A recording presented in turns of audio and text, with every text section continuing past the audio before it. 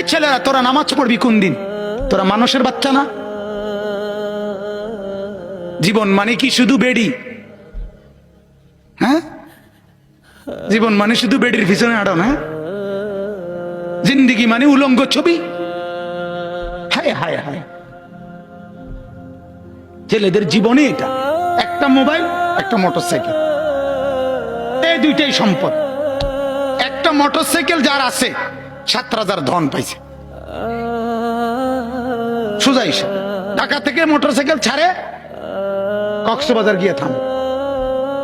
হ্যাঁ, প্রতিদিন রাতে, প্রতিদিন শত শত ছেলে মোটরসাইকেল চালায়। এজন্য ভাবা দরকার। আমার কথা হলো, আমার চিৎকার আমি দিতে থাকি।